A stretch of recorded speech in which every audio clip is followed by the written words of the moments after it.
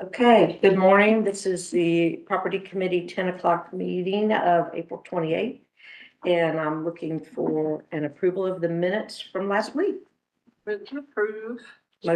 Second, all in favor, say aye. Aye. That's unanimous. And we will follow up with discussion topics from last week. And my update with my mission was to speak with the mayor. I gave him a copy of our handout from last week, and I did some notes on it to let him know that list that we came forward with to learn more about. He was also going to reach out to Courtney and get back with me on update to the charge, but we felt that we could still learn today about the process of that involves planning department and the zoning. And we're gonna walk through it with the yeses from last week, even though we're not sure what the charge is. Are you comfortable with that, Andrew? Yeah, Okay. All right, so here we go. so if we can share the presentation. So we've got Bruce and Amber here from the planning department. They'll take us through information on rezoning and historic preservation tools. Our last meeting, we kind of focused on 4 properties as meeting the charge and not having other reasons why they might otherwise need to be, kind of be retained in our inventory. Let's go into the next slide. Briefly review the charge, and then what we're going to do today is talk about zoning, kind of what designations or conditions could be recommended by this body. Now, Bruce will tell you there's a process that has to unfold there. So it doesn't just come straight out of committee. It would actually kind of kick off a process of rezoning, and that should be typically affiliated with broader recommendations that you all might have. So if we find a way to somehow revise the charge or accomplish the charge, you would need to take these actions kind of as a precursor to moving them off. And then we'll talk about the historic preservation mechanisms, because several of these properties definitely have important historical context. From there, we'll kind of see where we go in next steps. So going to the next slide. Again, a reminder of the charge as it's been written. So disposition will require rezoning. And it certainly would be a recommendation that that rezoning be accomplished prior to the property no longer being owned by Athens-Clarke County. Because right now, the majority of these properties are zone G government, and that's just a zoning class that cannot apply to nonprofits or private owners of any kind. And then the historic preservation protection where appropriate is also what we'll be talking about today. We'll be learning about those buildings and what tools are there. And so with that, I'm going to toss it to Bruce to take us through a little bit about zoning and options there. Okay. So we've got 4, well, you could really say 3 properties, but 4 resources that we're talking about. And the first one is the fire hall at 489 Prince Avenue. And this is where Historic Athens has their offices, and they've been there quite a while. There has been work done on the fire hall to preserve character defining features of it. I think there's been a good bit of attention to it, so the integrity of the building is really strong. It's already designated, so there's no official action that's needed on this property to designate the property. But if we were to liquidate the property and put it in private hands, and Amber will talk about these tools in a minute, there would probably need to be some consideration for other protection mechanisms. And we'll talk about those. But from a zoning standpoint, the use there is office. That office function, if it continued, translates nicely to commercial office zoning, which is what you see largely up and down on the southern side of Prince Avenue. You see it on the screen there. CO, commercial office, is what you see. Commercial neighborhood is nearby. It's just not on this block. Commercial neighborhood opens the door for some other uses. And what staff is suggesting that there maybe be some discussion about restricting certain uses from being in this property if you chose CN. Certain uses that are allowed in CN would include restaurant or bar, which is a great use of a building, but it's also highly intrusive if it's a historic property. The type of retrofit you have to do kind of tears up historic material pretty quickly as opposed to other uses. But what we've provided for you on the handouts is kind of a quick breakdown of the difference between commercial neighborhood and commercial office. Commercial office is a very gentle kind of commercial zone. It's intended to be something that goes quiet after 5 or 6 o'clock at night. It tends to be a nice mix of uses next to residential areas. Bear in mind, Prince Avenue is a pretty busy corridor, so maybe it could take a higher density or a higher activity level. But in this property in particular, you don't have parking immediately on site.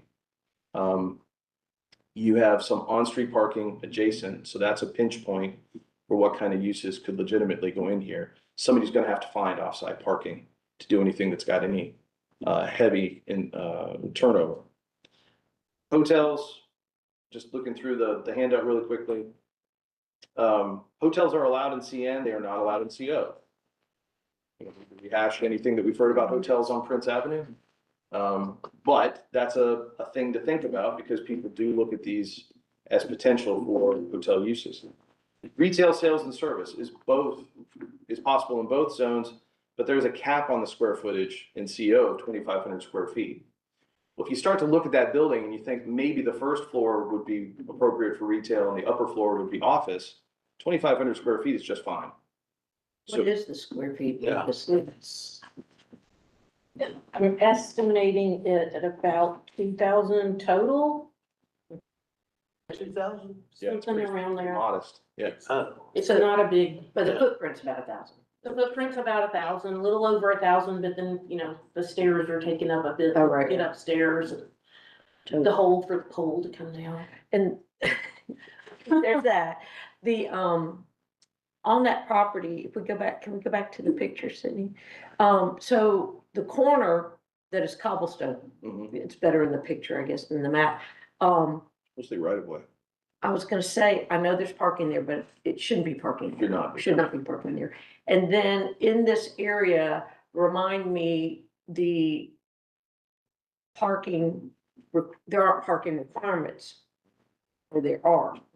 Because right now, describe to me how the parking is, or that depends on which designation it is. It depends on the use. Okay. And the zoning tells you what uses you can have. So there's some connective tissue there between that. So the only spot in town, the only zoning category in town that has no parking requirement for commercial uses is commercial downtown. That's it. So every other zone has an expectation you're going to provide some parking. It does not have to be on site. And, you know, a lot of the uses there are already sharing the Bottle Works parking lot, or they're parking on street and getting credit for that. If there was some consideration given by Public Works, and we haven't had this conversation, for the cobblestone area to be used for parking, I don't think they're gonna be happy about it because it makes for some odd movements for cars and it's a little dangerous. It's very dangerous. I think our anticipation for the cobblestone area is that it would be activated in some way with outdoor seating or something else that kind of complements the building and provides something better for the use inside other than parking. Right.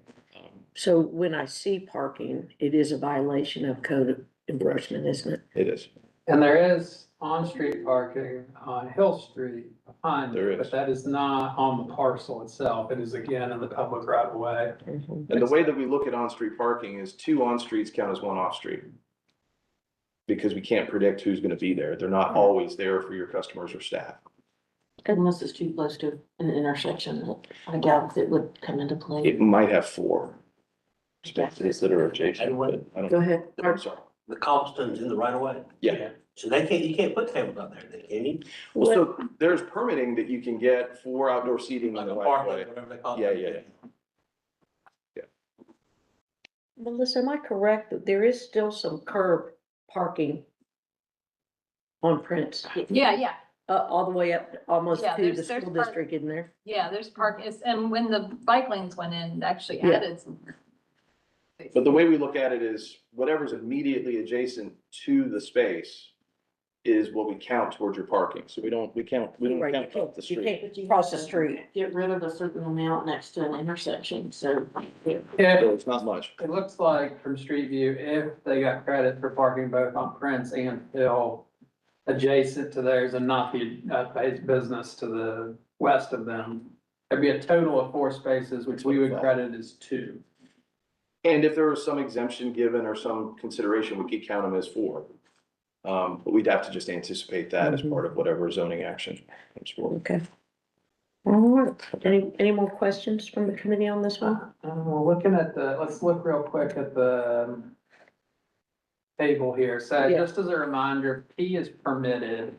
If you see S, that would be special use, which means they would have to come back with an application to do that. But this was just kind of to give you some Mhm. ideas of the land uses that are available in this zoning. Now, Bruce, when the commission does a rezoning, or even an applicant submits a rezoning, there can be conditions that remove allowable uses. Mhm. So for example, if the intent was to go to CO, but we knew that it was maybe not a spot that you wanted to do laundry. I don't know why, but Yeah. let's just, maybe that's too intrusive to the historical nature of the building, or we don't have the parking that's needed to support that kind of facility. Then at a rezone request, we could be requesting CO with a condition that laundry be not permitted. Is that, okay. Absolutely. A really good real world example would be if you went CO, retail sales and service would be allowed up to 2,500 square feet, which we know is pretty much the entire building. Retail sales and service is also the category that allows for event spaces by interpretation. Our use table doesn't have event spaces Mhm. specifically. So that has fallen as a retail sales and service thing. You could see this building used for events. Historic Athens uses it for Mhm. events. Events though tend to drive up your parking number. And so it would be an allowable use by right, but we'd have a real challenge with parking for having any meaningful sized event in there. So we'd have to probably talk that one through a little bit about where we're gonna accommodate parking or we're gonna waive the parking requirement. That could be something that would be a condition of approval. Okay, So I think Historic Athens has an agreement with the Cobb House for their Okay. staff parking. I think they're pretty, they do have quite a few spaces over there. yeah, I have no idea. I trust your recall on that. So when you talk about a special use can be listed or not allowed, isn't that what you just said, Andy? Well, a permitted use can be removed by condition, either at the request of the applicant or during the mayor commission Commission action. approvals, yeah. So what about a no? I know, You can't, it hasn't been our practice to say no becomes a yes. Or it also can't be a special use? Just seems No. awkward to me that bakeries are in the same no as vehicle repair, just. well, that doesn't mean they're linked, it just means that neither one of them really fits in with the commercial office zoning class. There are But a yet lot the of- laundry, it's kind of dated, it seems like, right? Yeah. These lists. I kind of wonder if it didn't stick around because there are a lot of little shade tree mechanic operations that were happening in the, I mean, there's one on Boulevard. Yeah, one yeah. on Pulaski, like in these neighborhoods, and there's a bunch of East Athens, I kind of wonder. So again, that CO is supposed to be a transition into residential. And there was a lot of negative energy, honestly, about bakeries. I was shocked about the debate. Yeah, the smell of yeast, the activity early in the morning. I mean, there were concerns about bakeries being too close deliveries. You had a lot of the The traffic dumpster. pattern. Correct. So the actual operational aspects of a bakery were not found to be compatible with the neighborhood, with a single family residential. Interesting. So And then for either of these zoning classes, could they then also do or choose to do a short-term rental by right?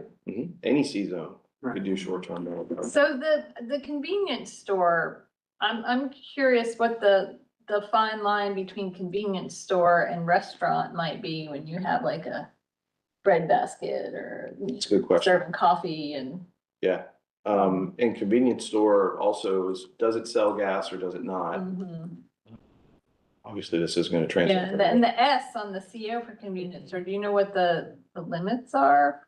What the, I don't think it had a limitation. Because it was special it's use. special use, Right. It That that kind of, close review to. didn't have Place any like whatever limitation. pre-existing.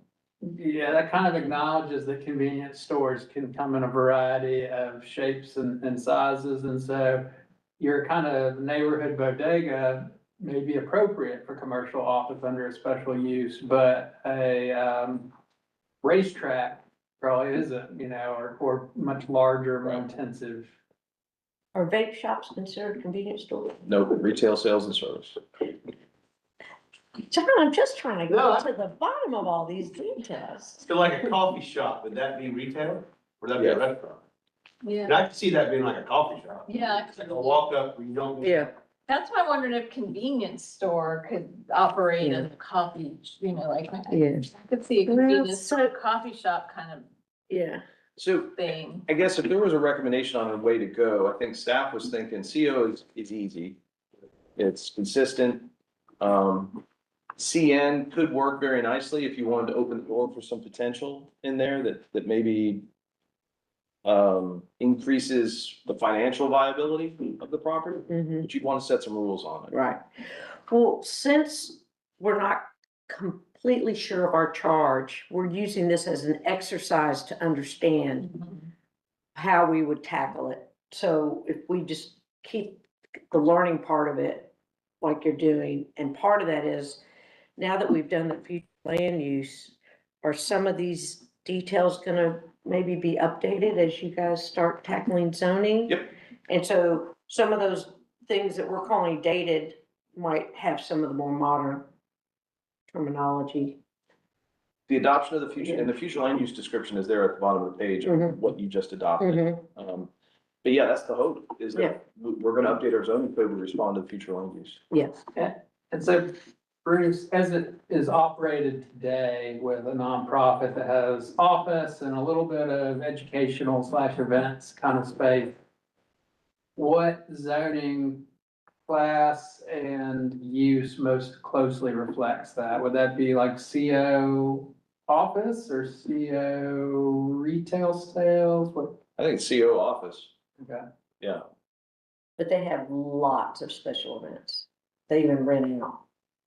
Right. But again, that's within the G, Mhm. but but once it's CO, it's all of these, unless, like you say, we Right, unless. have a not listed on something that's permitted or a special use. And so if there was a way to put it in the hands of the entity that occupies it, which use kind of does reflect their event space? Is that Retail still? sales and service. Okay, and so that is still allowed as a permitted use under office, so CO still works. But if you were trying to very narrowly tailor conditions to remove a lot of the potential from these properties, you still would need to leave both of those as permitted uses. If you're trying to cater, to the current tenant, then the current occupant, you would want to keep retail sales and service, and you would want to keep the office function. Right. And so that would be also, I like us knowing, if it wasn't a G right now, what would it be? And so you're saying that would be CO. Yep. And that's also sort of leading you, and staff's recommendation would be, if we were to move forward, CO would be in as well. No conflicts, kind of consistent. No, CO is what's adjacent with those other two commercial spaces. Back to the map, yes. all up and Yes. down that side of the block. Yep. And so, I do have a quick question on our handout, not the PowerPoint. Mhm. It also lists 491. Are there two parcels? It's one parcel, 491 is officially the Owner? parcel number, Oh, but 489 is what the building address is. okay. And so it's kind of both. And I think at one point in time, there were numbers assigned for the upper and the lower floor, Yeah. which kind of made some sense. I think there were split uses at one point. Mhm. Okay, committee, do you have more on this topic? We have more, this is, yeah, that's the last slide for this one. Appropriate future land use. Sorry, Okay, future land use would need to be changed to neighborhood center if we were gonna kind of reflect what's happening in the ongoing Yeah. area. okay, I see it now. Yeah. That page. We had minor corridor on this next one for future land use. And so that was a discussion point with Mr. Lane and Mr. Wright. We were kind of revisiting the map as to where should minor corridor be, maybe where could it shift? So the Taylor Grady property, so there's two sheets on this. We're treating this as two recommendations for each structure. So you got the Taylor Grady house proper at 634 Prince, and then you have the Town and Gown Theater at 115 Grady. I think the strategy here is if this is going to move into private hands, perhaps there's a subdivision. Mhm. And there is a way to draw a line that meets code that would essentially go up the driveway that would create a lot that would meet most code definitions, most zoning definitions for minimum lot size and frontage. So I think we're in good Okay. shape. So that's why we broke these two apart. Okay, They don't have to be together. So 634 Prince, starting with Taylor Grady. The current use, we're really looking at this as event space. And could it be, has it been a house museum for folks to tour? And yes, it has. So thinking about those as being the current uses. We've also had, through that planning director interpretation about where event space is slot, that's retail sales and service. Current zoning is G. If we're gonna look at where retail sales and service functions well for that size building, it would be CN. But you could also think about commercial general, and we're not really recommending this, but we're just putting everything on the table. Commercial general, but we'd wanna recommend some restriction of uses, because commercial general is very broad. That's more like Atlanta highway kind of zoning. You don't hit that on print until you get past the loop. Yeah, for a Yeah. good reason. So similar comparison of CN and CO, but now we've added CG just for reference. Like you see, they're permitted across the board for everything in CG. yeah, In commercial neighborhood, when we're looking at event space, the retail sales and service makes sense. 10,000 square feet is the max on the retail sales and service. That's per lot. The house, I think, is around 8,000 square feet. The Town and Gown is around 3,000 plus, somewhere around in there, three, I think. Yeah, it's closer to 4, but it's not quite there based on my and calculations. that's the, And the house is complicated depending on how you treat the basement. Correct. Counting the basement, I'm estimating about 8,200. Okay, And it's been a habitable basement. yes. So, It has windows. it's been inspected and has. got that out. It's got several ways. Yeah, I think that's right. So CN really looks like the best direct line fit for the current use. Current future land use is government. Suggested from staff was minor corridor. Now, this would be a blip of minor corridor. That's what's adjacent. Is that, oh, it is, it's further down, I'm sorry. Yeah, so this would be consistent. Mhm. Minor corridor doesn't mean you have to build all the way to the property line. And the commercial neighborhood zone would also come with buffering requirements that are already in code. Either a 10-foot with a fence and planted, 20-foot heavily planted, or 50-foot natural buffer. We're kind of assuming there wouldn't be much change at the north end of the property. That's where the parking is. The theater structure is from last time I was in there, it was in pretty decent shape. Unless somebody were to do it, acquire it and have it as a tear down and try to do something different there.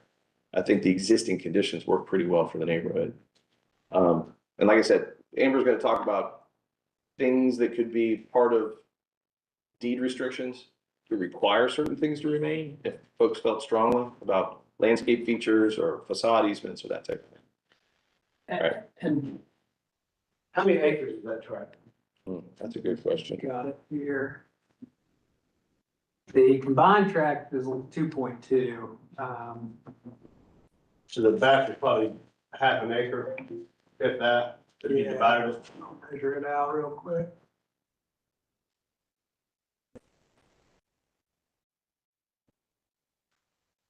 Yeah, about 0.6 acres if you were to kind of carve off the back. Is the theater historical? No. See, I'm kind of leaning towards, these properties that are actually designated landmark historic properties, like treating them differently and maintaining control of them, but making the entity more responsible for the upkeep. So we're not dealing with complications. And the mayor did let me know, and John, I think you had asked this question last meeting, was why are we here? What was, in one of his primary objectives was for those maintenance costs to be aligned with the tenant, occupant, owner. One, it helps them fit their style of usage as well as,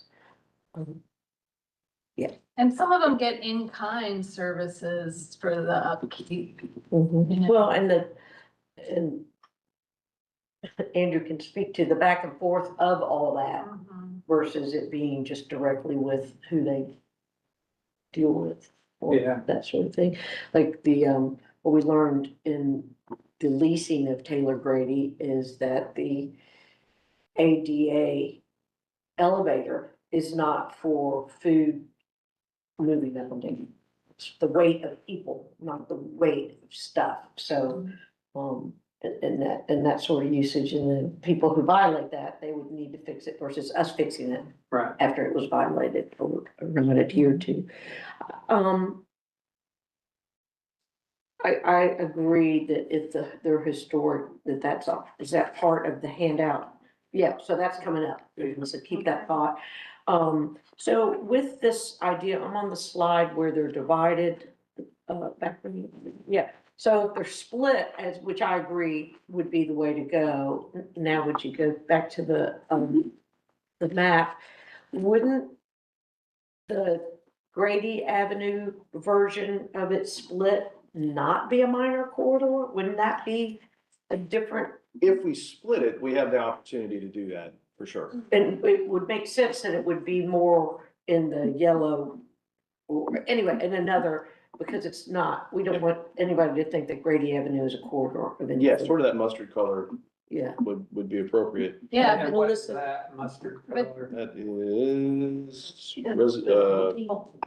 residential mixed use, which would allow for the CO. And if we split this, I think, given the square footage of the town and gown, CO makes sense as a zoning category. And then CN on the Taylor Grady property would make sense. so CO theaters are not allowed in CO. How do we deal with that? So event space is as retail sales and service with the 2,500 square feet. So because the occupancy of that is below the 1,000 square foot, Okay. we would call it an event space, Mm-hmm. or the 1,000, not square Yeah, I feet, people. think 1,000 seating people. there is what, like 200, Maybe, yeah, that's, 250 maybe? that's pretty tight. So, on the page, on the handout, not the PowerPoint, the page for 115 Brady Avenue, if the future land use was what'd you say, residential mix? Was that mustard color? If it was that, are all three of these still, CG would not, no, it'd be no CG? it would be no Right, CG, we already talked about, okay, that's right. and then you It said, Be CO and CN would be still are the two, there's not an added one by it being residential mix? not of a commercial nature that would work for the use that's in there today to continue. Well, and I think it was built for this use as well. So it does seem kind of odd that theater. But that, again, under that many seats is why, because you said it's a 200 seat. Yeah, it's well under So, 1,000. That's why the no is not relevant, because the no is related to the 1,000. Right, I think we would see it as event space. Okay. And how, if at all, would that be memorialized in the zoning action? I mean, that could be part of the motion, that could be part of the analysis that comes through Okay. and that could be part of the adoption. Is to Making- allow for that theater use in its current occupant load or however we want to define Yeah. it. Yep, frequency of use, number of occupants, all of that. Okay. And so, to that end, if this property was carved off and remained a theater and the zoning was in place for CO, retail sales and service, and the qualification of it being treated as event space and not a standalone theater, if at some point somebody came back and wanted to significantly expand the footprint of the building, if there weren't protections in place, and actually make a theater, that would not be allowed under this zoning, right? So No. it kind of keeps it to the scale that it is, but, if you wanted to make a cine or something much larger, this isn't the property you could do it on. That's right. Okay. Cine 2. John, what you thinking? I'm just, if we're trying to sell this property, I don't think we should sell them. I mean, in what the Taylor Grady's current use is, those people couldn't afford to pay for it and make money as a, event space. But, so do you leave, if our goal is to liquidate it, then do you keep that other tract of land with it to make it more financially viable for something to do? But then you're gonna run in, against the neighborhood like what happened with the, president's house. Because, that house is gonna be over $1 million, and somebody's not gonna buy it just for an event space. So, the things, we should probably keep it. Cause I don't think we can financially, we can put all these things around it, but nobody's gonna buy it, because we made it too restrictive. That's So right. we ought to just keep it. What was the assessment done on its condition? How far did that go? We reviewed kind of past maintenance and future needs, and so it's got a pretty large bill coming due for capital reinvestment, large to us, in the hundreds of thousands, not millions. Okay, And it's carrying cost, it's one of the higher buildings of our kind of rental portfolio. Although a decent amount of that is either based in landscape maintenance or energy. capital projects that have come through. Is Blended into it a that. leaker from an electrical use? I'm sure it's not great. We haven't done an energy audit on that building. Okay. I'm just, as that compares to rent for 7 years for some of our displaced departments. Yeah. The capital cost of renovation as opposed to rent. Sure, I mean, I think what we can acknowledge is that probably not even within the purview of this body, this committee, to recommend that it would be torn down, right? It's got Yeah. protections, and that's not in line with the values of our community.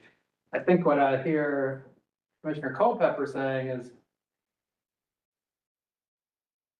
there's two ways, well, really three ways to view zoning. So one is if you were trying to so narrowly craft zoning that when it went to bid, it was only attractive to the types of uses that are happening now, you could do that, but you may actually cut off your nose to spite your face, that it's still not financially viable.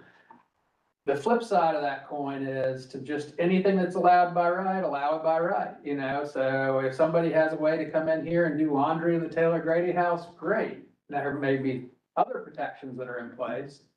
And then the last would be something in the middle, which is if the government is holding these properties now and as a caretaker and into the fabric of the neighborhoods, are there some uses that we may just say aren't appropriate on this site, and others, just depends on application. So, one that comes to mind for me is a restaurant. Mhm. We've said that, restaurants can be very disturbing to historic structures, but I do remember with 5 and 10, they built their kitchen detached from the building and they shuttle their food in and out. So you may not want to fully cut off a restaurant as a use if you have other protections in place that protect the integrity of the structure Mhm. and maybe important other elements of the property. And so we will get to that discussion in a minute, but that's part of why we're bringing this to you all, is to plant those seeds of, if you find a way to align to the charge, then you probably do want to be very narrowly crafted in the use of that property, because part of the charge includes the government having some way to recover the property if it's not being used, which is not a simple fact either. If you're trying to just put money back into the tax digest, not really take into consideration the user and the prior use of the property, and you're trying to get rid of a financial commitment of the government, a liability, if you will, well, then you probably need to think about zoning with minor tweaks that would just reflect the character of the neighborhood.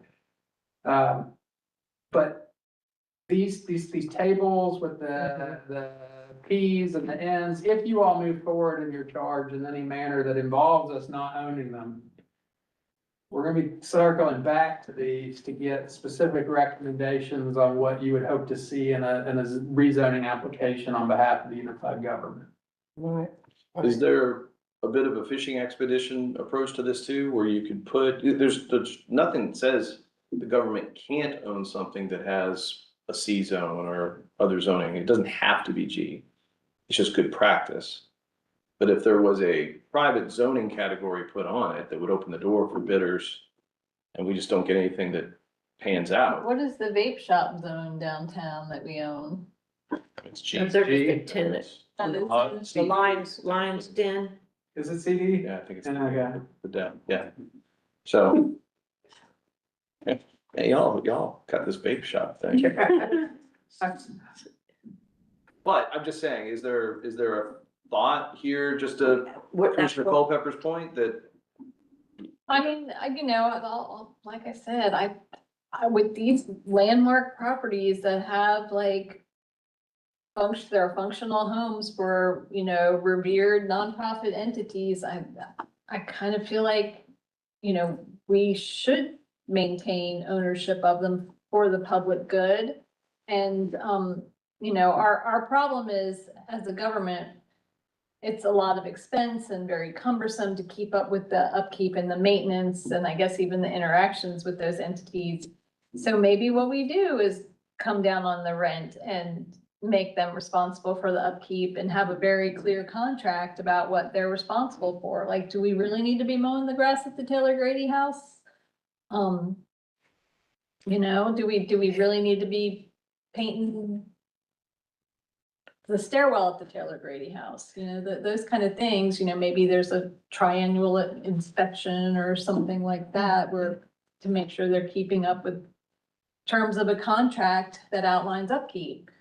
Yeah, and that overlaps a little bit with what we had our charge before in learning about leasing and making sure we're fair and square on our tenant and landlord as the unified government way of doing it. I'm not sure that we can set up a different arrangement for certain entities. That would, I think, have to loop into a whole lot of legal, and I think Andrew had brought that up last meeting also, that it does put us in a potential of the care not being what Yeah. at our expectation. And that's, we're. Yeah, I mean, I know that was the fear. But I feel like that's the kind of thing that can be written into a leasing contract, and these being, legitimate historic properties, I feel like they kind of deserve a special category. Yeah, I guess my recommendation to you all would be, what you do for one, you should be prepared to do for all. Because that's how we got into this problem to Yeah. begin with. Now, under the revised leasing policy that was just adopted by the Mayor and Commission, it seems like all of our nonprofit tenants will have the documentation to qualify for lease at $1 because they're providing substantial public benefit, including the ones that occupy these buildings that we're discussing. So the landscape is actually the easiest one to bifurcate from all properties because it's a tangible cost. We can redeploy those assets to take care of other county needs. And the long-term implications, if it's not done well, are image, right? Yeah. It's hard to damage a building outside of maybe trees with landscape mismanagement. The other thing that could be done would be something like contracts. So where we're paying for fire suppression inspections or termite treatments, things like that. That could be done, but again, what I would recommend is that unless you find some creative way that you want to say that there's two versions of nonprofits that we have, you gotta be willing to do it here and at the neighborhood health center and at the cottage and at Miriam Moore. And so it's that picking that Yeah. has been problematic in the past. Yeah, and then if we were to, let me get this out real quick, and then John, don't let me forget your next, is that if we had a way of separating them by historic, then we're also looking at the victim center, we can't forget it. So if there's a category and it's a historic part, and that's legally able to change it, but those are also the ones that are gonna have the highest need. And if you're asking a nonprofit to make sure that they're keeping it up. Yeah. And I mean, Bars high. yeah, I mean, I was in the fire hall and I was like, man, this carpet, should we, and they said that they were gonna be doing it, and because it's inside, right? Isn't the parameters kind of inside is them and outside is us? Well, officially, no. Okay. Unofficially, that particular tenant has adopted that mindset, which is why some of their maintenance costs are lower than others. And then the other thing that just simply happens to everywhere, including this building, is we haven't funded our capital projects to actually replace carpet. So we don't. We've gotten better with painting because we've funded a paint crew. But those kind of aesthetic improvements are the ones that are deferred first, because roof integrity and HVAC and elevators, those are the big nuggets that you've got to account for somehow. And so we do treat our tenant properties similar to how we treat our own portfolio of government occupied spaces, which is we don't hold them and say, well, you're not getting a roof, even though one is needed, so that we can do carpet and city hall. We just go through systematically, the worst roofs are done first, and when the money runs out, the money runs out. But in particular, when we looked at the data, certain tenants are much better about taking some ownership of the inside. And so ones that come to mind include, we almost never get requests from the theater outside of the big stuff. We don't get much out of the fire hall. And we don't get much out of the cottage. And I really can't speak to West Broad. I suspect we don't get much. We could go back and look at James's data. We do get more requests out of places like the neighborhood health center, because it's a health facility. It requires some care. Miriam Moore is mixed. It depends on the year. And then we get decent amount of requests coming out of Taylor Grady. Yeah, and I had from last week, Taylor Grady, we've got the HVAC coming up in 27. I have a total of $175,000 in my notes. And I don't know if that's the total of what's coming up with the roof, and the painting alone for 29 is 100,000. This kind of thing. John? So talking about the types of tenants we have. So we have nonprofit tenants, and then we have profit or for-profit tenants. Is that what? We have two different kinds of leases. We have really 3 or 4, depending on how you want to slice it, but we have one for-profit tenant right now. that is in downtown, The old, smoke shop. what about the, law offices that we bought? Aren't we renting? Those are, so that gets into the second category, which is quasi-government. So if you think about library, health department, Western Circuit of Public Defender, these are all agencies that support government and tend to not, they're not a 501c3, nor are they a for-profit. Cut them off the list. And so we treat them as one, and then nonprofit being the third major category. And so we actually treat, in our policy, state, federal, local government, and quasi-government are all in the same bucket. So for example, we have a lease with State Properties Commission for DFAC. And they also have their own investments, maintenance needs and cost. I guess it's viewed, you're kind of having to think about the spectrum of how many of these services would we be providing if they weren't otherwise provided, right? You're not gonna not have a DFAC. So if the state's not in that role, somehow the local government's got an expectation. Library is another one, is that quasi-government. And several of those, including public defender and DFACs, actually pay a rent per the policy. Some of them don't. The policy allows there to be manager's kind of recommendation on those. What's the difference with a ground lease? We don't have any ground leases, but if we did that with a ground lease, would they be responsible for the building? We keep the property? I don't know if John's still on. I honestly don't know.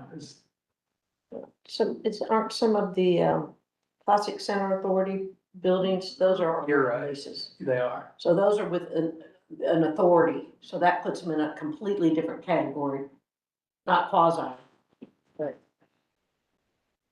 Do we have anybody from the attorney's office? Yeah, you should be on. Yeah, John? there he is. Hey, John? Hey, the question about the ground lease, I mean, usually the way a ground lease is structured is the government leases or whoever, it doesn't have to be the government, it could be any entity. But most ground leases are structured where the dirt is leased to someone or some entity, and then that entity usually, I mean, most ground leases I've seen, usually that entity builds some sort of building or structure to their needs on that dirt. That's typical of ground leases that I've encountered over the years. That's kind of the classic example of a ground lease. So, John, are you wondering if we can do a ground lease on something that has its existing building? If it's historic, it's protected under historic, and do a ground lease. And We can, can separate. and can we separate, Yeah. John, can we separate that on an existing? So if Scenario? in other words, we're leasing the dirt, but they're going to have some sort of, I guess, further interest in the building. Is that kind of the concept, or? Well, the problem is the maintenance on these buildings, and so that's what we're trying to do, is figure out a solution to where we're not responsible for the maintenance and upkeep on these buildings. So if we do a ground lease on a historic building, they can't tear it down because it's protected. And then we zone it however we want it, or we keep it at G. But then they're responsible for the upkeep of the facility. Like the warehouse, if you're talking about at the Classic Center, those old warehouses on the back street, are those ground leases and they restored the buildings? Well, now, the old foundry, those are not us. Those are private, aren't they? The original little, the ones that are like hot yoga. Yeah, the ones further Yeah. down. Yeah, those are not. Privately owned. We don't ours. know. That's like a Like some little, of that's the like a stuff- little island around ours, is my understanding. But some of that stuff is part of the Classic Center. Yeah, so the ones that are the event space Yeah. on Foundry, again, I think it's our property leased to the Downtown Development Authority. And they, And they, but Rent that. they don't, I'm kind of thinking about how, like, I the don't land think- trust works. Like, they own the land, the house is built, the homeowner owns the house. And from what I understand, the land trust does assist with some maintenance on those homes So- from time to time. So John, fleshing that out a little bit, if I recall, the state disposition applies to all real property, so we could not,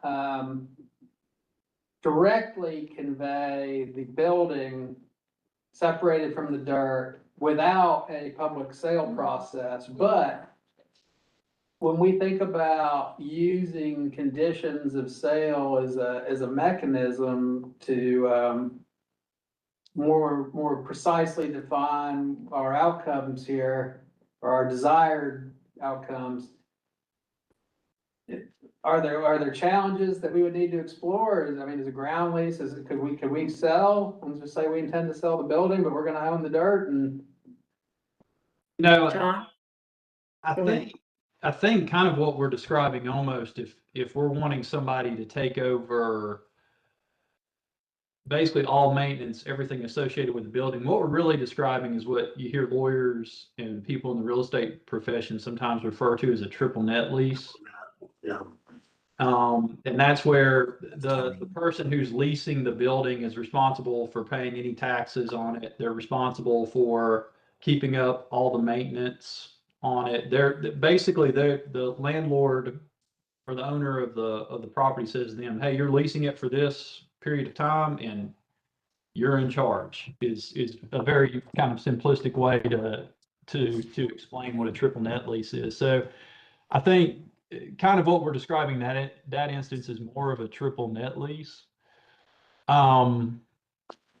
If you're thinking about trying to sever a building from the ground that the building sits on and sell that, is it theoretically possible? Perhaps. I don't know that anybody would ever do that. Yeah. That would be a really complicated, frankly, kind of weird transaction. Right. I just don't know if we'd get any takers on that, frankly. Right. So John, back to your triple net lease. I got two parts of it. I'm missing the third. I got well, it seems like they wouldn't pay taxes because if we owned it, there's no taxes to be paid. So that would be a zero obligation. And then the tenant would have the maintenance. And what's the third obligation? For the trip. On triple debt, I'm trying to remember what the other. Isn't it a rent that's kind of It's stable? basically rent. It's like homeowners dues, like it's same as CAM. Uh-huh. It's, Rent or insurance, is that? I know that Yes, they're they would likely insure it in some form or fashion as well. Right. Under that protocol. So, they would pay rent and they'd basically be responsible for everything associated with that building. Gotcha. Well, that sounds like your mortgage lender wants to make sure that the property that they are, is properly insured. All right, due Active to insurance and time, and I want to make sure we get to Amber's section of this awesome, Quick attorney discussion. inquiry. yeah. Do we have any insight into how other communities are handling this issue as far as like historic properties with nonprofits and maintenance and rent? Can we look into how other communities who have similar situations are handling it? I think there's been conversation with the Georgia Trust about their involvement. Now, that's just kind of a window Yeah. into ways that they've participated with other communities, and we can talk about that a little bit in a minute. Okay, all right. So how about, for the sake of time, we just use our handouts to see how the processes that we've just discussed are presented for each of these, and let us get to the historic part. I can make this really quick. Oh, it's not you that I'm worried about. It's us. Well, I would just say 300 Henderson Extension is RS5 zoned, but it's not G. Okay, oh, So Okay, so that's you you. could essentially take no action on this. Yeah. And the zoning's fine. The question is, how's it being used today? And so what we know about it slots it as community service. Community service doesn't work in the RS5 zone. So if you were to want to keep community service, you're gonna need to come up with a zoning category applied to the property that continues that function. The structure is funky. It's been a community service kind of building for a long time, but its first life was residential. Okay. And so having it revert to single-family residential isn't out of the line of thinking, but it's an odd building. It almost translates into two residences. When you look at it, if it were gonna stay residential, it might be kind of set up to be a duplex, potentially. So That's not kosher in RS. in RS5, it's not today. But as we're looking at text amendments that we've got subcommittee working on before the end of the year, there is the potential for a subordinate unit to be inside of a single family home. That's a proposal that's gonna be coming forward. So RS5 may still be fine. But if you want a community service, the best fit is probably CN, commercial neighborhood. That's just kind of odd on that street, off of the Baxter frontage. Yeah. What's the acreage on that? I'll get it for you. No, It's like 8,000 or 9,000 square feet, I think. Maybe 7,500 or something. It's not big enough to be two parcels now. The adjacent lot we own, it's got a huge encroachment on it. Yeah, it does. It was a green space purchase, so it may have some, It's in perpetuity, that's green Yeah. space. so there's some restrictions there. So we own the property to the left of it too? About 6,500 Yeah, square but feet. there's a house that massively encroaches. Yeah, so that's Yeah, fine. it's the property to the left, but the property to the left of the left, the one that's The at corner? solar. We own the corner. No, we own the zero. We own the one where the zero is Okay. directly left, and then the one on the corner is theoretically Oh, where that house is. okay. It just doesn't really sit a whole lot on it. What's in that house? It's somebody's residence. So they rented from us? No, Could we redraw that line so? Well, like I said, we could get hung up on this one. Yeah. Let's get to the residential, the historic stuff while Amber's here, but that's a unique situation in itself. Cause we're talking about how do we own property and somebody has a house on it, and there it is. Okay, we'll be coming back to this, and we can also be processing this. Okay, let's get to historic, so we can make sure in the next 1 to 5 or so minutes. as far as historic preservation mechanisms, there's local historic designation, which we have all over town with districts as well as with landmarks with individual properties being designated. Other mechanisms can involve deed restrictions, restricting, how a building's used, but restricting, that some part of the building has to be maintained in a certain manner. Easements are kind of similar in the sort of restrictions, but they are actually where a third party holds that easement and they're responsible for making sure that it's maintained, and they, go in and do annual inspections, and they have to give an approval if a change is wanting to be made to the property of some aspect of it that the easement covers. National and state register of historic properties are kind of just feel goods, unless you're trying to get tax credits or something, which if it's us and we're a government isn't going to apply. They really are just a, isn't it nice kind of thing. With local historic designation, we have that process in place. It's all set up for what to do.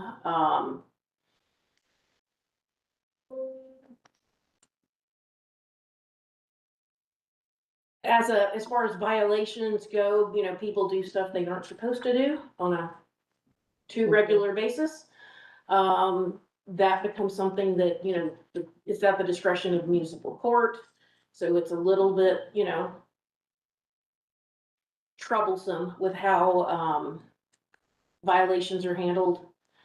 As far as appeals of HPC decisions, that can be looked at as a pro or a con. It's going to kind of depend on you know, who is actually in the position of mayor and commission making that decision? What are their priorities and understanding?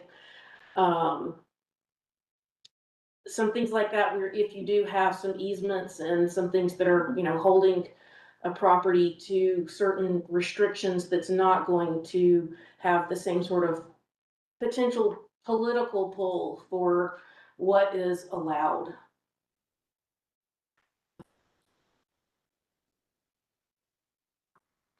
As far as deed restrictions go, these are private rules that are written into the actual deed when a property is being sold. It can prohibit demolition, it can restrict some changes to the property, all sorts of things that can be in a deed restriction. It's pretty simple to do that. You don't have to have historic significance in order to put a deed restriction on a property.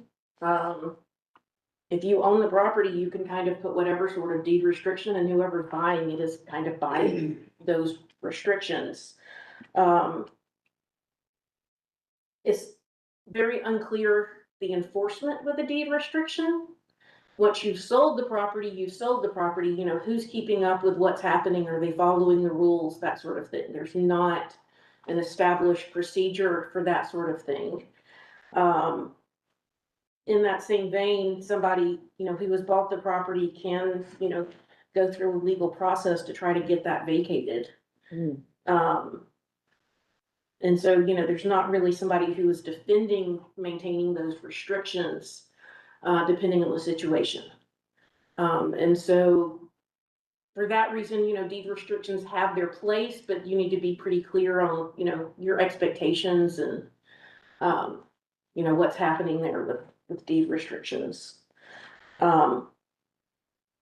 Easements, the property interest is conveyed, you know, from a landowner to another entity. A land trust, it can be a government that can hold an easement, not only own property, but hold an easement on somebody else's property. Or another entity for specific rights described in the document. And their ability to block anything happening that's inconsistent with that easement's objectives. It can cover facades, so there's facade easements, but there's also easements that cover interiors, either a specific part of the interior or the overall floor plan has to be maintained. It can be tailored to whatever, you know, part of the property you're wanting to see. This could be maintaining boxwood gardens or, you know, what have you on the property.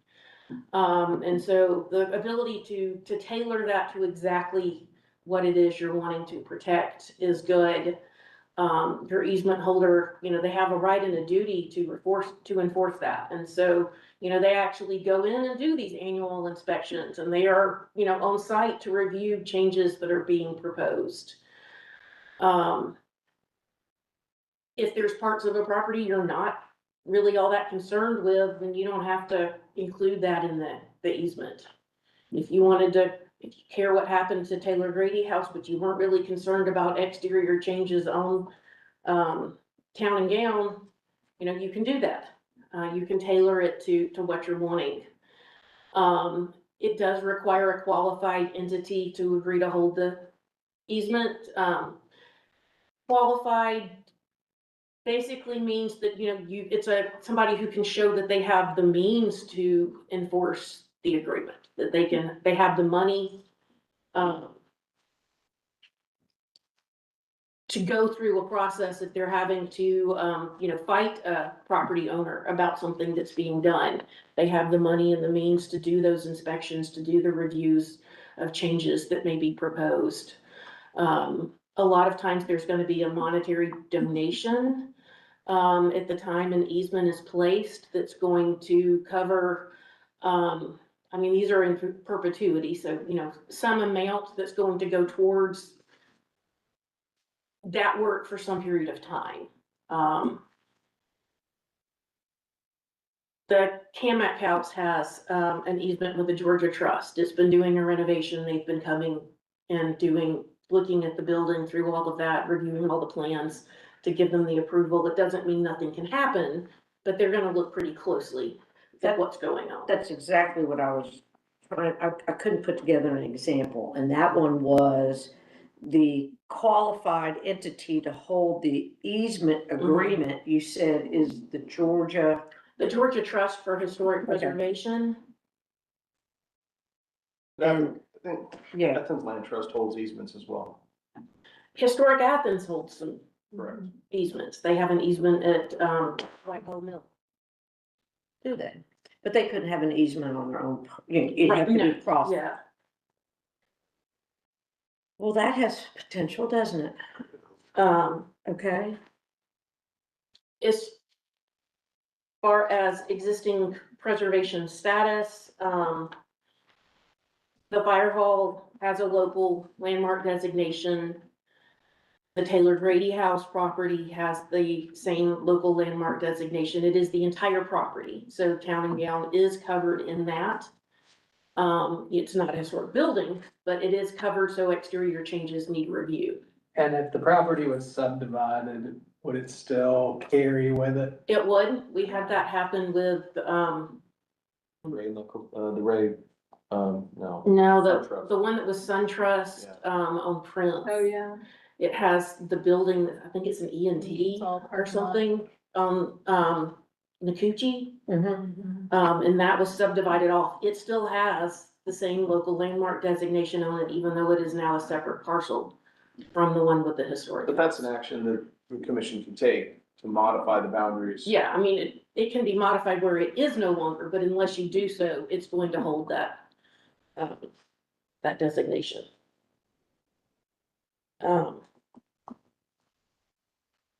As far as the 300 Henderson extension, there's no designation there. It's old enough, that it theoretically could qualify, for historic designation. There's not particularly architectural significance to the building. It's possible that there's some sort of relationship with important events, with notable people, that would make there be some sort of rationale for a local historic designation here. I'm not aware of that, but I haven't delved into the entire history of this property and the entities involved and all of that. But there's not a certainty towards a designation here that we know about. A deed restriction here could certainly limit uses of the land, or, if there's some sort of specific aspect of it, that it, needs to be a community benefit or what have you, there's potential for that.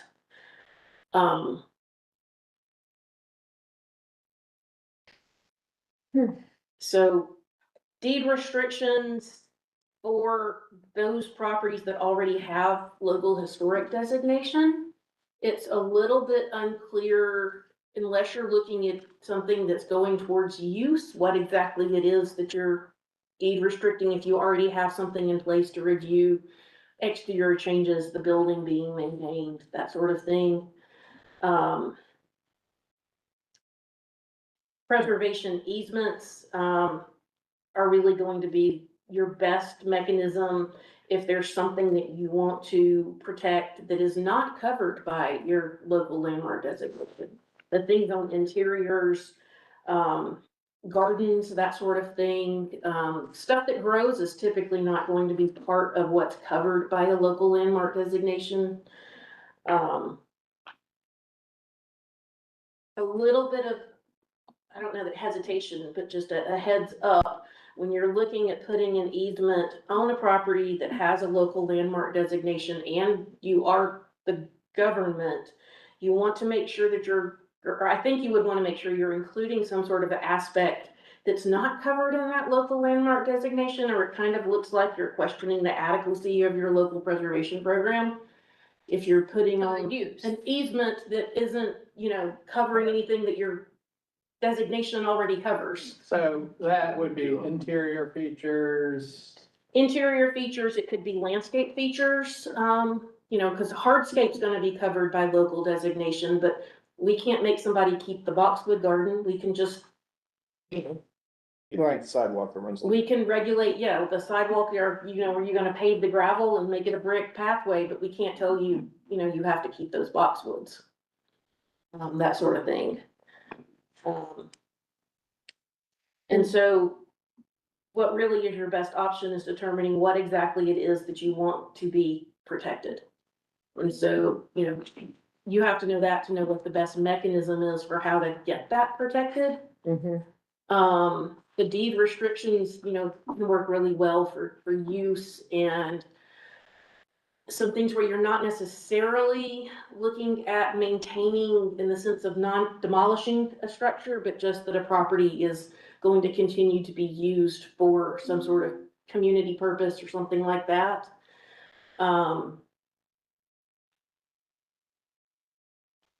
It's my understanding that you can't do a historic preservation easement on a property that you don't have grounds for calling it a historic property. So, if you're going to call the Henderson Extension property, put a historic easement on it, you need to have some basis for how you're saying this is historic. Beyond just its age, what is that important thing that happened there, or person involved?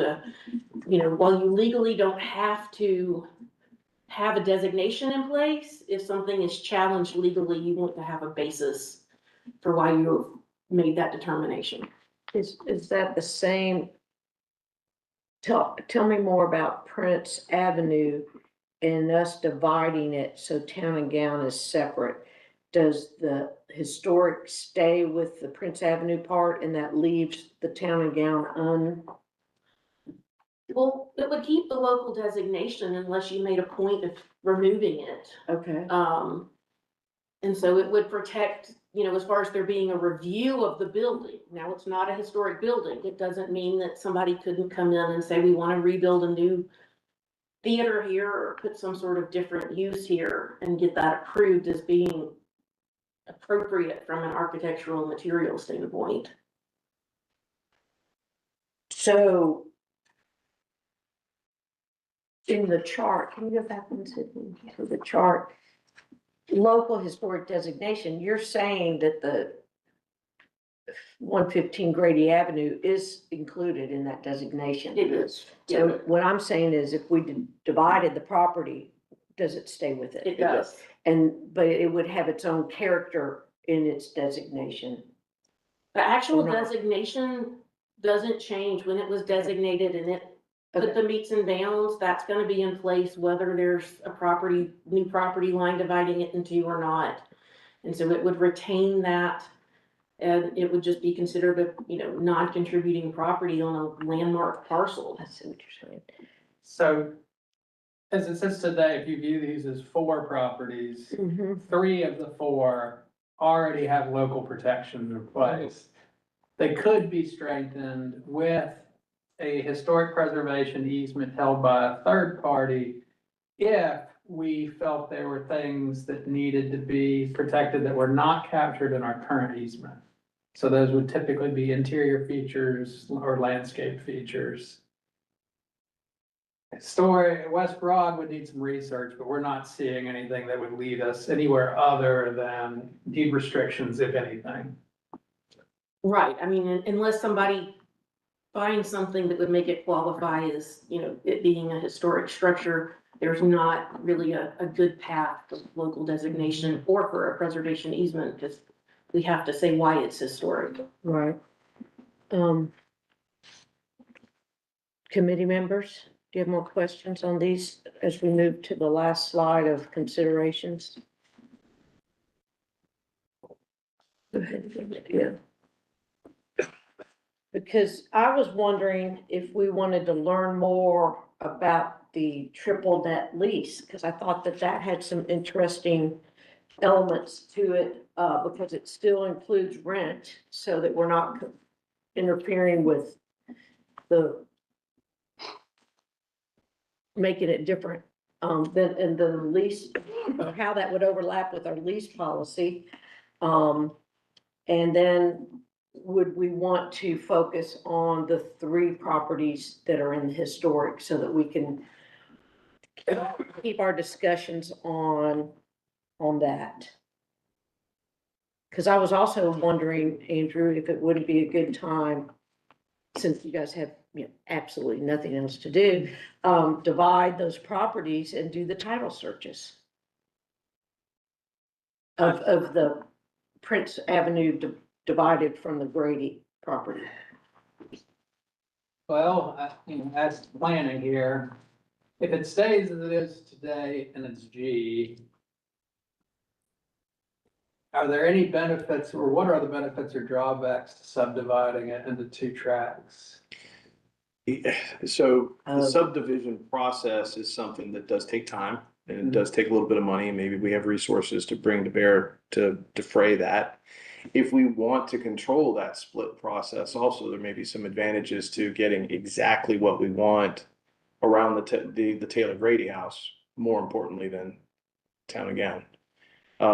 So I could see us doing that on the front end to position the property would make some sense.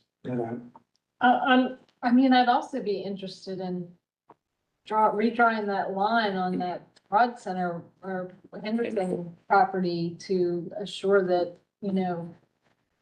there's not a private home on it. I don't know what the legal ramifications are of slicing that little slice off and feeding it to the homeowner. I don't.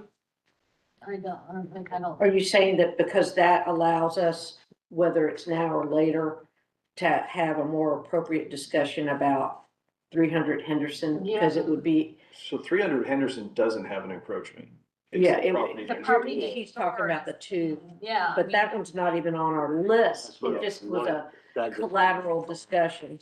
Yeah. Exactly. I think we need to know more information on it. Yeah. It's interesting, but it is outside of our charge, I think. Yeah, so. I mean, so- it would just make that Henderson property cleaner for us to decide what to do. Right. We do have a charge within our affordable housing strategy to look at these county. Right, The but, vacant lot next door can't be built on. But So that's- I don't know that, so our acquisition came to the county of all places, the Board of Commission of Athens-Clarke County in 1991. So I guess right at unification, which would tell me For that it's 300. not green space, no, For 0, Fuller? for 0. Oh, really? So it's not a green space property. Oh, well, then It would need a title search to figure That's super out helpful then. if any of it came to be how it was, but I guess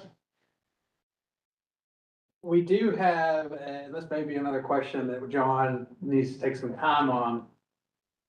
We have an ordinance that allows for the sale of remnant and unusable properties. And so I guess the question is, could you subdivide an existing parcel of record with an encroachment to incorporate 1/2 of that parcel to our adjacent ownership, thereby making a larger single parcel?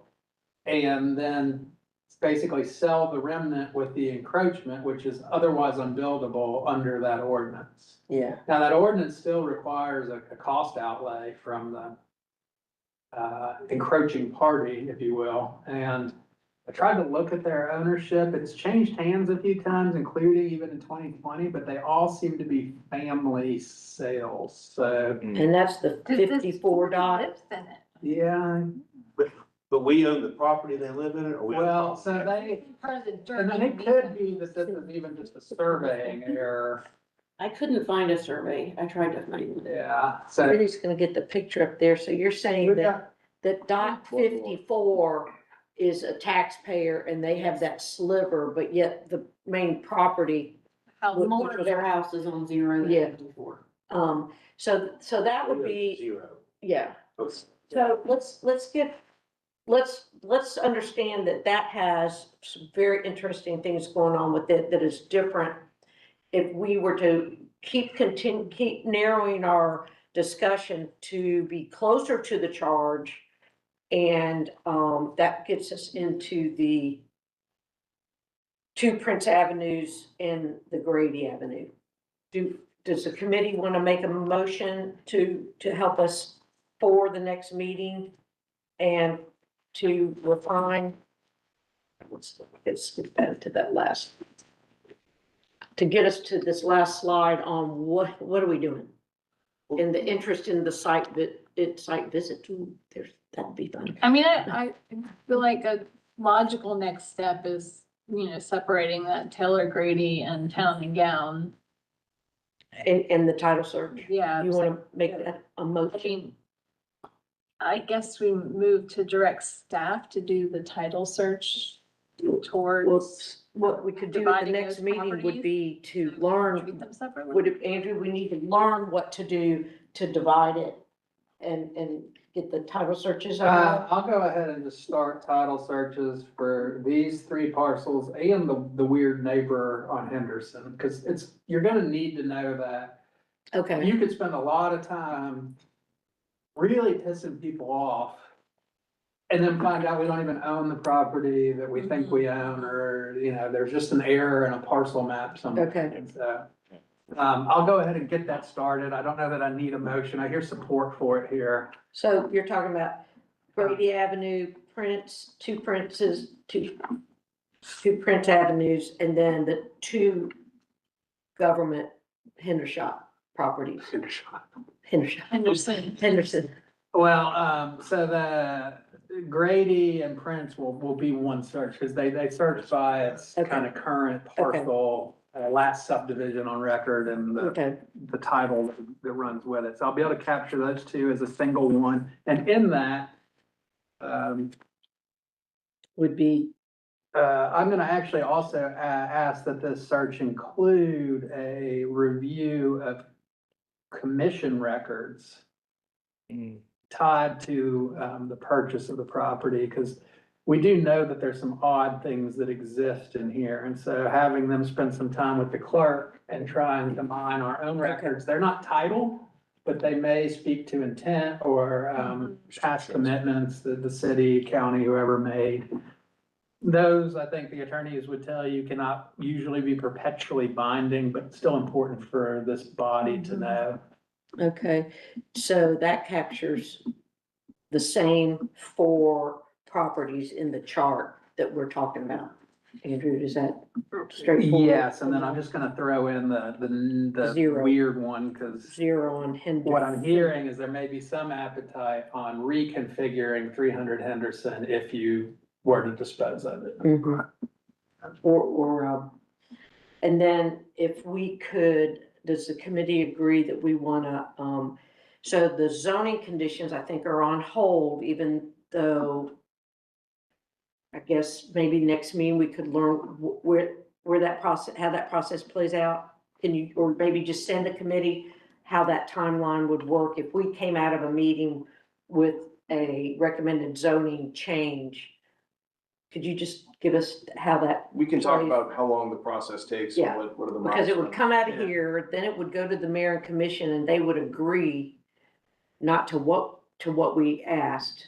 They would after it direct went to the through- Planning commission to come Yeah. back. We can't send it to planning, the whole mayor and commission has to. Mhm. So can you just send that to us as the committee, as a outline? And then that covers the zoning discussion a little bit, interest in the easement, what to preserve, cost and hold, or do you guys think that triple net lease is covering some of, can we learn more about that maybe from the attorney's office So on do how we that? want to works? sell those property, the Taylor Grady and historic, and the fire hall, or do we want to keep them and maintain the buildings? What is y'all's thoughts? Personally, I feel like we should keep them, but I feel like that we should come up with a means of. For the triple net, So the So they're more triple net responsible. lease that's what I'm, allows the tenant to maintain the maintenance, but Yeah. it also has the criteria for having checkpoints on making sure the deed restrictions, am I understanding that, are annually checked yeah. by whoever is holding the deed restriction? Well, no, that's the easement. Mm, But if we do a triple net lease, we're not transferring the property. That's right. We're just doing a triple net lease.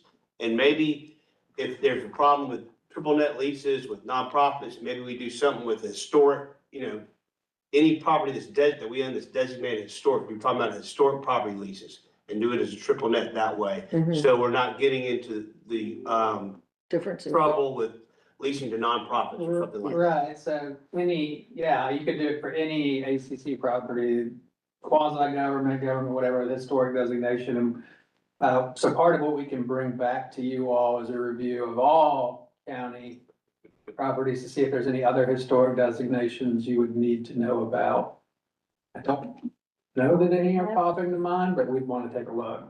But, so you're saying we have to go back out, we can't just keep refining Well, no, ideas no, for no. these three? I think the question here is how would you apply a change to lease terms, triple net or otherwise, in a way that is consistent in treating, it is justifiable under a unified policy, right? Because right now the policy just says nonprofit. Okay, All nonprofits operate under a single thing.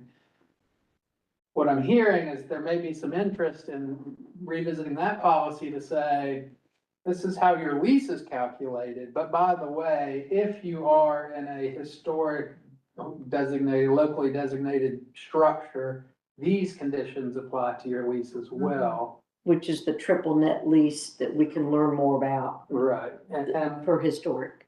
And so that would be, still approaching it from the question of what problem are we trying to solve here, and kind of the early feedback you got from the mayor, which is putting more responsibility of care on the occupants.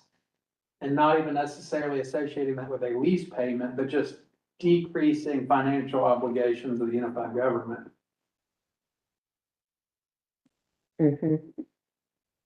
So we can certainly bring y'all some information on the current leasing policy and what triple net or some derivative of that could look like, and specifically focusing on Historic, designation. Yeah. okay. You don't need a motion for any of that, it's just us continuing to learn Yeah, and process. It's a lot, No. yeah.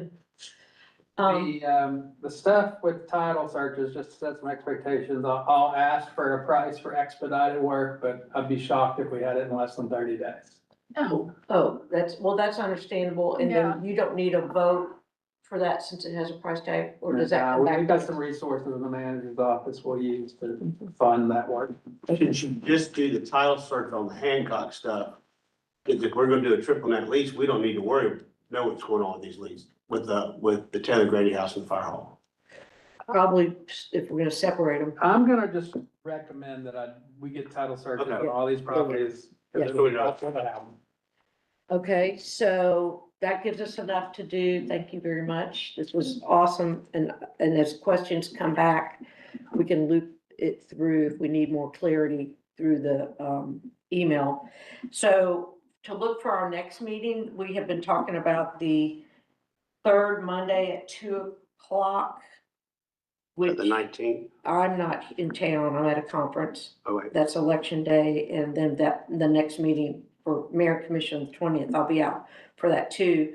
And then if we were to jump to the next Monday, that's holiday. We don't want to meet right after that. Could we meet on the 26th? Well, that's the Tuesday right after the holiday. How about, what is Wednesday? I know we're jumping out of what was recommended Monday and Tuesday. What does Wednesday, the 27th look like?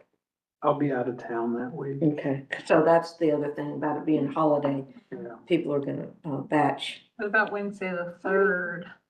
We've got the 3rd of June. Mm-hmm. This is, and what we're asking for, we need as much time, right, for staff? You need a good 30 days. Well, so what we're for sure be coming back with is information on lease Mhm. terms following triple net, and then just context on zoning timeline, process, and milestones. Cause y'all are kind of leaving both doors open here, right? Mhm. One is, can we solve this problem modifying the lease? And the other is, we still haven't really got an answer on charge, and so there may be a world where we dispose of the property, we cease ownership of the properties, and if that happens, zoning is a consideration. Okay, So, because there's a sequencing here, which I think is what you're getting to. Sale, transfer, whatever it looks like. You have to do them, like, so for example, your easement, you would typically draft if you were gonna do an easement, you would draft it, you would have the terms, you would actually have the party involved that you wanted to have the easement with, but that would not be executed until closing. The unified government typically would not pay the easement itself, because there's a body of 11 people who, keep our act together. Yeah. Same thing with zoning. Zoning you would do ahead of time, but there is kind of this risk that you rezone the property and then you end up still owning it. That's fine. You can own it as a non-G, but you gotta kind of time these things with the Yeah, action. Right, and then if it was rezoned within a triple net lease, then that would mean that whoever the tenant is still is adhering to those zoning details. But it's government, I mean, we just keep it in government. Yeah. We're not just You would only. I'm just trying to, keep any wild ideas of what could change. But if we're already contacting a specific tenant,